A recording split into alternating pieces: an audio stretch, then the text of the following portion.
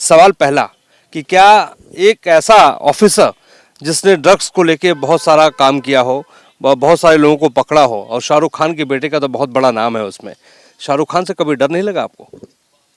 देखिए मैं सिर्फ मुझे अगर जो मेरा चेहरा बताना है सिर्फ मेरे माताजी और ईश्वर को बताना है। और जब भारत सरकार की सेवा में हूँ और संविधान को परम मानता हूँ तो किस बात का भय नहीं है। समीर वानखेड़े किसी नहीं डरता? नहीं, मुझे सिर्फ जैसा मैंने आपसे कहा है कि मुझे सिर्फ मेरे ईश्वर को मेरा चेहरा बताना, मेरी माताजी को बस। आपका जीवन कैसा रहा है? खासतौर पे हम आपके जीवन के बारे में बात करें, देश की जनता ये जानना चाहती है कि समीर का जीवन कैसा रहा। अब बहुत ही सामान्य जीवन है। बहुत ही मेरे जो पिताजी है गरीब घर से आते हैं, मेरी माताजी हरियाणा से है, रेवाड़ी से। अच्छा। और वो अच्छे परिवार से आती है मेरी माताजी। और एक बड़ा ही सामान्य जैसा आपका जीवन है वैसे भी मेरा ही जीवन है, काफ़ी सामान्य जीवन है हमारा। एक कुशल परिवार है, बच्चे हैं, एंड एक घर में एक अच्छी लक्ष्मी है मेरी सौभाग्यवती। मेरी सिस्टर है, एल्डर सिस्टर है, जो वो मेरी माताजी के तौर पे, और मेरे पिताजी है। बस इतना ही छोटा सा परिवार है हमारा, और खुश परिवार है हमारा। लेकिन समीर भाई, आप पे बड़ा आरोप लगा है, जब आप नौकरी में अभी भी हैं, आप पे बड़ा आरोप लगा कि आप महंगी घड़ियां पहनते हैं, महंगा शौक रखते हैं। किस तरीके से देखते हैं साहब? देखिए, आरोप प्रत्यारोप जब आप कीचड़ में हाथ डालोगे तो आपके ऊपर छींटे तो उड़ेंगे ही। और मैं क्या एक पब्लिक सर्वेंट हूँ, तो आरोप प्रत्यारोप वो तो लगता है। मेरा फ़र्ज़ है कि ड्यूटी अच्छी तरीके से करूँ मैं। और बाकी का ये जो प्रश्न, जो छोटे छोटे जो प्रश्न उठते हैं, तो इसकी सच्चाई सब कोर्ट में हमने भी प्रस्तुत की है। तो कोर्ट के वेट निकाल का वेट कीजिए आप इस चीज़ के बारे में। सच, जो सच है वो छुपता नहीं है, और जो सत्य है वो आदमी डंके की चोट पे कहता है। तो मुझे किसी चीज़ का भय नहीं है, और मुझे हमारे जो सरकार है उस पर पूर्ण भरोसा है। और हमारे जो सबसे विशेषता जो न्याय प्रणाली है बहुत स्ट्रांग है, और पूर्ण विश्वास है उस पर मुझे। आप चर्चा में पहले भी थे, लेकिन देश में चर्चित आप ज्यादा तब हुए जब आर्यन का केस आपके सामने आया।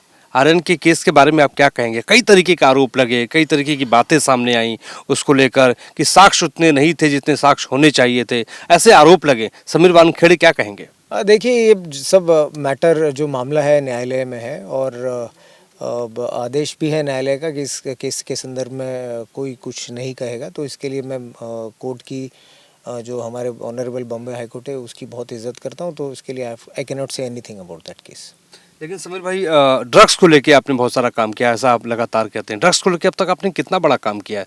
देश में इससे कितना फायदा हुआ है? मुंबई को कितना फायदा हुआ? क्योंकि कहा जाता है कि जो अंडरवर्ल्ड है ड्रग्स के धंधे में लिप्त पाया जाता है और वो कारोबार करता है। देखिए, हमारे जो माननीय प्रधानमंत्री जी, हमारे माननीय गृह मंत्री जी है, तो ये काफ़ी सीरियसली इस इशू को लेते हैं। जब भी वो बोलते हैं काफ़ी गंभीरता से बोलते हैं, उनकी प्रायोरिटी है। तो ये देश के सामने एक बहुत बड़ा चैलेंज है जो हर एक एजेंसी करती है।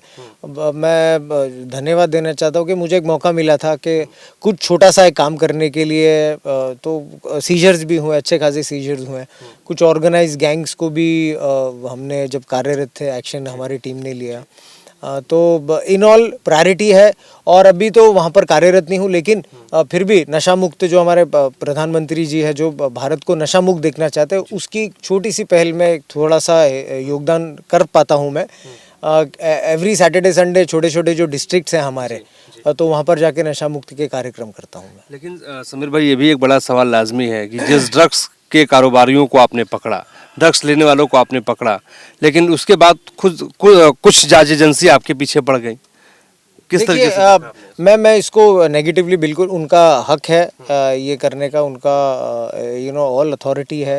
एंड काफ़ी ऑनेस्ट एजेंसीज है हमारे देश की, पूर्ण भरोसा है। जो एलिगेशन लगते हैं, लेट देम इन्वेस्टिगेट, सत्य जो है बाहर आ जाएगा। नरेंद्र मोदी को आप क्या मानते हैं?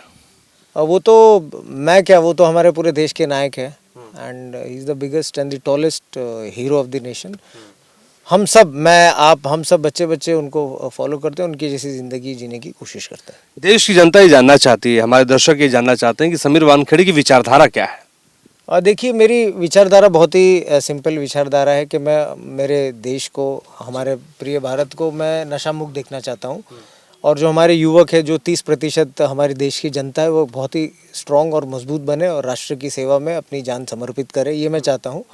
और दूसरा है कि मेरा एक और आइडियल है कि जो हमारे गांव के या छोटे छोटे जो इतने फॉर्चुनेट नहीं होते, तो वो सिविल सर्विसेज में है, यूपीएससी दे और आगे बढ़े अपने लाइफ में और देश का नाम रोशन करे। खबर ये भी है कि समीर वानखेड़े सियासत में आना चाहते हैं, चुनाव लड़ना चाहते हैं, लोकसभा चुनाव बेहद करीब है। देखिए ये कल क्या होने वाला है, भविष्य क्या है, वो कोई कह नहीं सकता। अभी तो मैं फिलहाल सरकार में कार्यरत हूँ, अपने ड्यूटी पे हूँ। कल क्या होने वाला है वो सिर्फ ईश्वर जानता है, परमात्मा जानता है कल क्या होने वाला है, उस पर कोई टिप्पणी नहीं करना चाहूँगा। नहीं, मान लीजिए अगर मौका मिला, समीर वानखेड़े को मौका मिलता है, तो क्या समीर वानखेड़े चुनाव लड़ेंगे? देखिए बहुत अर्ली है बोलने के लिए अभी, एंड इस पे सच में कोई आगे क्या होने वाला है, मैं सच में सत्य में कोई टिप्पणी इस पे नहीं कर सकता अभी, कल क्या होने वाला है। एक और सवाल बड़ा दिलचस्प है, लोग जानना ये चाहते हैं कि जब आप आईएएस ऑफिसर बने तो ज़्यादातर आपने वक्त मुंबई में गुजारा, ऐसा क्या रहा कि मुंबई से आप बाहर नहीं जा पाए? मुंबई में आपने तमाम तरीके के काम किए। नहीं, ऐसा ये सही नहीं होगा, क्योंकि उसके पहले भी मैं जो 2006 से लेके 8 तक एक दूसरी एजेंसी में कार्यरत था, जहाँ पर मैं आंध्र प्रदेश में पोस्टेड था। उसके बाद में भी जो रूल्स प्रोसीजर्स होते हैं उसके तहत ही मुंबई में पोस्टेड था। अभी चेन्नई में कार्यरत हूँ। तो ऐसा कुछ ये नहीं है कि ऑल सेंट्रल सिविल सर्विसेज का अधिकारी, तो कहाँ पर भी सर्व करने की हमारी मंशा भी होती है, and we get posted, it's very normal. तो ये सही नहीं है कि सिर्फ मुंबई में काम किया होगा, आंध्रा में भी काम किया हूँ, कुछ वक्त दिल्ली में भी काम कर चुका हूँ। लेकिन समीर भाई, अगर दिल्ली आपको बुलाती है, वैसे दिल्ली में तो आप अपने केसेस को लेके आते हैं, दिल्ली में अगर आपको दिल्ली बुलाती है, संसद में आपको जो है कुछ लोग आपके दोस्त यार कहते हैं कि यार समीर तो बड़ा चर्चित है, उसको संसद जाना चाहिए, तो माना जाए कि अगर अपने दोस्तों की बात आएगी तो उनकी भावनाओं का कद्र करेगा समीर?